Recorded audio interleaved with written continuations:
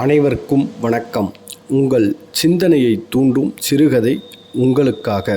வாங்க வீடியோக்குள்ள போகலாம். ஒரு நிறுவனம் வேலைக்கு ஆட்கள் தேவை என்று அறிவித்தது. அதன்படி நிறைய நபர்கள் நேர்காணலுக்கு வந்திருந்தார்கள். அனைவரையும் ஒரு அரங்கத்தில் உட்கார வைத்தார்கள். அனைவரிடமும் வினாத்தாள்களும் விடைத்தாளும் வழங்கப்பட்டது. இப்பொழுது அந்த நிறுவன மேலாளர் பேசினார். இந்த வினாத்தாளில் 10 கேள்விகள் உள்ளது. உங்களுக்கு 5 நிமிடம் நேரம் ஒதுக்கப்படும். அதற்குள் இந்த வினாக்களுக்கு நீங்கள் பதிலளிக்க வேண்டும். தகுதியுடைய நபர்கள் தேர்ந்தெடுக்கப்பட்டு வேலை வழங்கப்படும் என்றார். 5 நிமிட நேரம் ஆரம்பமானது. நேரம் குறைவாக உள்ளது என்று அனைவரும் வேகமாக பதில் எழுதினர். நேரம் முடிந்த பின் அனைவரிடமும் விடைத்தாளை வாங்கினார் மேலாளர். விடைத்தாளை வாங்கும் போது ஒவ்வொருவரும் நேரம் குறைவாக கொடுத்து விட்டீர்கள். எங்களால் 5 கேள்விகளுக்கும் 7 கேள்விகளுக்கும் பதில் எழுத முடிந்ததே தவிர அனைத்து வினாக்களுக்கும் பதில் எழுத முடியவில்லை என்றனர். அதில் இருவர் மட்டும் எந்த பதிலும் எழுதவில்லை என்று வெற்றுத்தாளை மேலாளரிடம் கொடுத்தனர். அதன்பின் அந்த நிறுவன மேலாளர் சொன்னார், விடைத்தாளில் பதில் எழுதாத இவர்கள் இருவர் மட்டும் இந்த நிறுவனத்தில் வேலை செய்ய தகுதியானவர்கள்.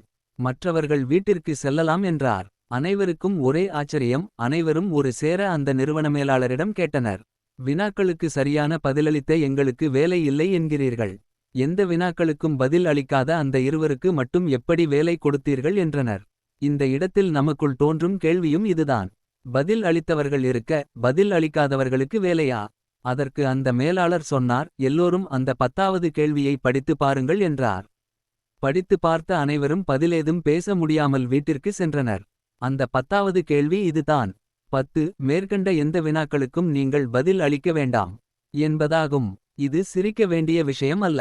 நாம் அனைவரும் சிந்திக்க வேண்டிய விஷயம். 2 நிமிடம் நேரம் ஒதுக்கி வினாத்தாள் முழுவதையும் படித்திருந்தால் வேலை நிச்சயம் கிடைத்திருக்கும் அல்லவா? ஆம். இந்த நவீன யுகத்தில் பிள்ளைகளை படி என்று படிக்கச் சொல்லி நிறைய மதிப்பெண்கள் வாங்க வேண்டும் என்று நினைக்கிறோமே தவிர நம் பிள்ளைகள் நல்ல புத்திசாலியாக வளர வேண்டும் என்று யாருமே நினைப்பதில்லை. பல நிலைகளில் இப்படித்தான் ஏமாறுகிறோம். பொறுமையாளர்கள் கூட புறக்கணிக்கப்படுகிறார்கள். இந்த வீடியோ உங்களுக்கு பிடிச்சிருந்தால் லைக் பண்ணுங்கள், ஷேர் பண்ணுங்கள், கமெண்ட் பண்ணுங்கள். மறக்காமல் இந்த சேனலை சப்ஸ்கிரைப் பண்ணுங்கள். நன்றி, வணக்கம்.